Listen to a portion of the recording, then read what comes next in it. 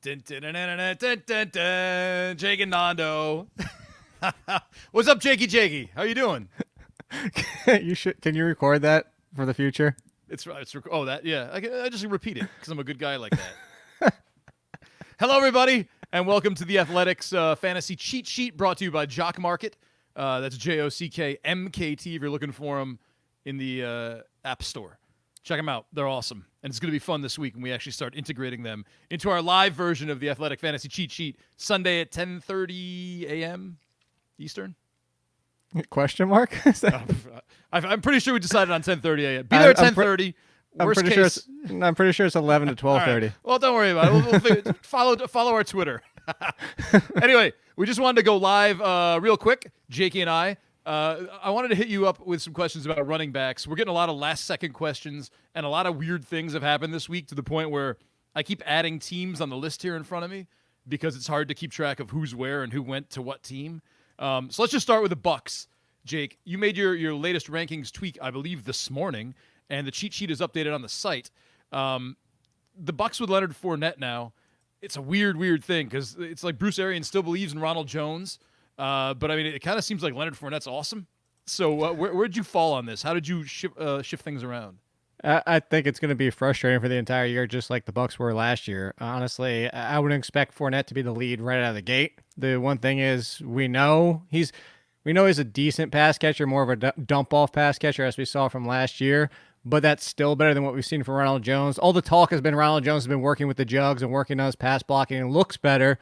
But it's one of those things where we need to see it. And if you're following what this team has been doing, they say they trust Ronald Jones, but their actions keep telling us that they don't. So that's right? You are don't we dumb? Yeah, and no, that's the truth. We do this all the time. Like, you tell us you're okay with Ronald Jones, but then you sign LaShawn McCoy. You get Leonard Fournette off once he's been waived. Like, this doesn't tell me that you feel okay. You drafted Keyshawn Vaughn, and then you sent Darrel Williams packing. So I think Leonard Fournette, like, if my estimation is from day one, I'd probably say 40% Jones, 40% Fournette, and 20% somebody else. But Fournette's is going to come a little bit more in the passing game. Ronald Jones more in first down and short yardage. But Leonard Fournette can do that too. So if he looks better, I can see Ronald Jones getting kicked aside. So if I'm gambling as of today, I'd go Fournette, but I'm not starting Fournette right out of the gate. Where's Fournette this week? Is he like 12 rushes for 36 yards and 4 targets, 3 catches for 17 kind of game? We're not looking at like Leonard Fournette 100-something yards, right? No, I don't think we're seeing that for either one of them. If I had to bet between the two, I think it might be Ronald Jones because Fournette's just late to coming to the party. But yeah, but look what Kenyon Drake did last year. You know, like people jump into these systems now and go nuts.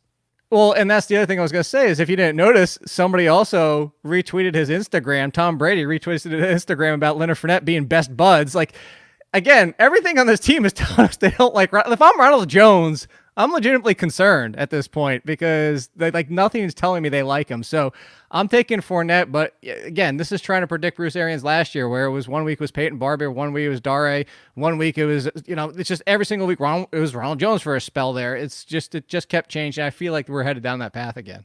By the way, if you're watching us on YouTube Live right now, feel free to drop a comment or a question for Jakey. We're going to be here for like another 5 minutes. Jake's been kind enough to give us 7.5 minutes of his time today. So if you got questions, hit us up just in the little chat room on the side. It should come right through to our little streaming service here. Shout out to StreamYard for making this possible. Jakey, Fournette's old team, the Jags. Weird situation right now. Looks like the Emery Hunt guy, who we loved, Emery, and then you. I think you and Emery were both in it together. Yeah, he was a lot more than I was. Emery was 100%. Was very hey, James Robinson, good. So right? I mean, no, he was. It's just the big thing about a Zigbo too is Zigbo is kind of a pounder. I don't expect him to be used that much in the passing game. So I think what it really comes down to, and the reason Emery goes to James Robinson, I think the appeal here is if you're looking for who could be the 3-down guy, it's James Robinson. Like if you said as of today, a Zigbo actually does present a nice compliment to Chris Thompson if they want to go that route and just use those two. But if you're looking for the guy that could be the surprise answer, it's James Robinson. That's why I keep telling you there's a lot of questions in the waiver wire about should I drop blank for James Robinson? Should I blank, this guy? Go take your chance on James Robinson. Because if he is the guy week 1, this is what we have to do. Like, understand not every single waiver pickup is going to be gold. But in these kind of situations, you need to pick up a Zigbo too. Go pick up James Robinson, because if he's week 1, if he gets 15 touches, even if it's 15 touches for 80 yards and leads that backfield, everybody's going to go nuts trying to chase him in week 2, where you already have him. Same thing with Ozigbo. If James Robinson's not even involved and Ozigbo carries the ball 15 times and complements with Chris Thompson for the entire game, everybody's going to go nuts. So go for them now. I like Bryce Love, but there's a perfect one. I would drop Bryce Love for both of them if I could, because we don't know what's week 1's going to play out for the Jaguars yet. Jakey, we're going nuts on Facebook right now. Brian Odell wants to know. You can see him on the screen. Where do you take Gurley? Impact pick or cautionary tale?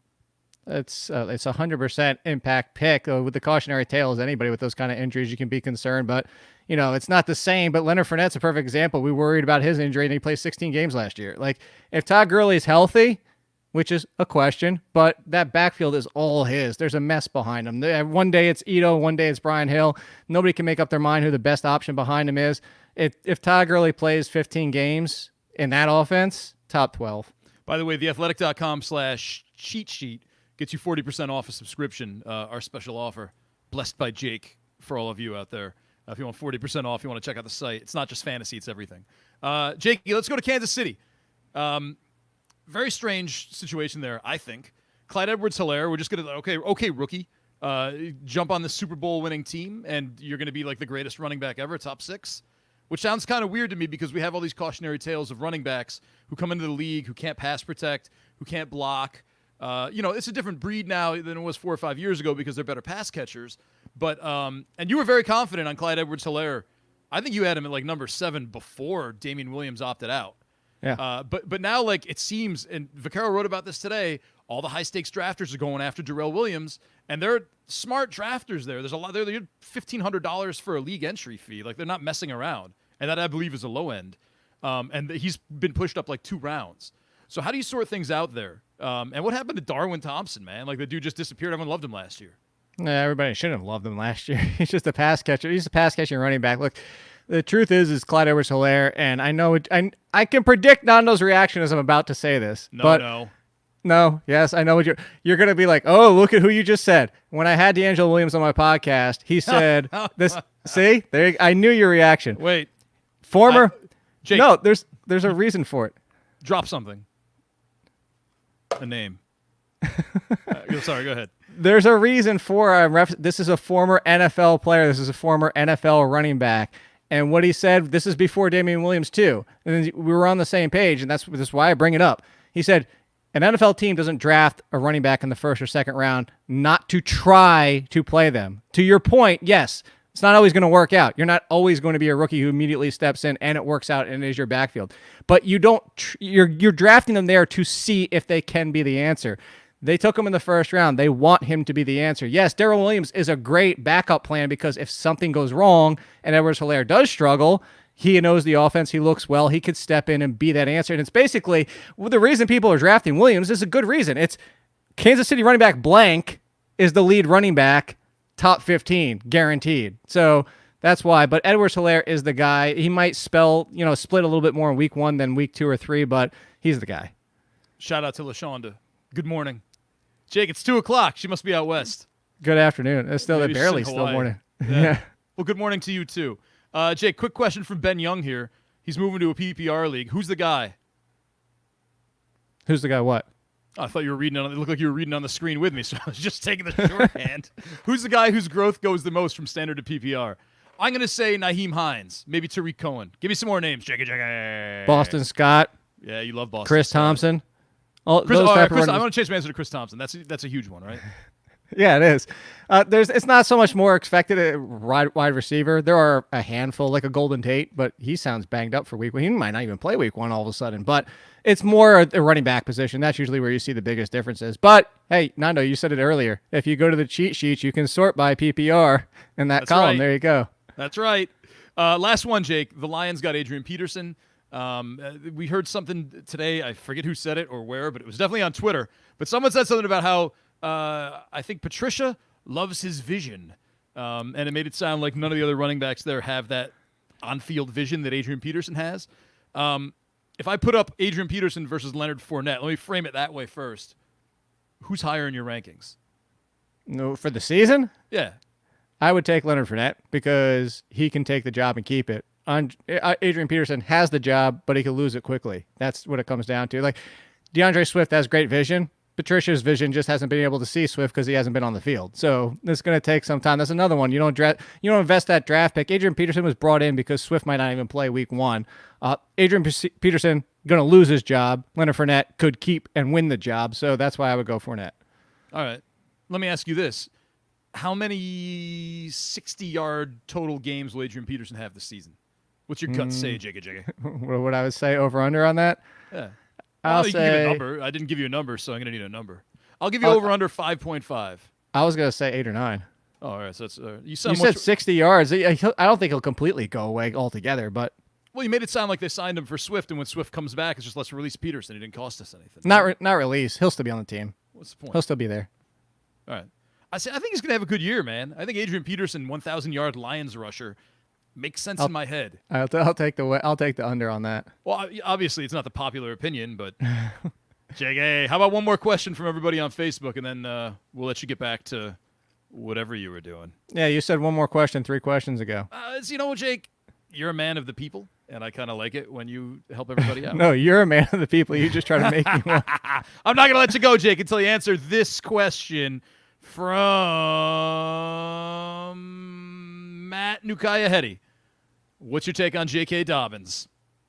I mean, do we have 20 minutes? Like that's a very broad question. Well, how about this? Where's he ranked? And which format is he the best in? And will he supplant Mark Ingram?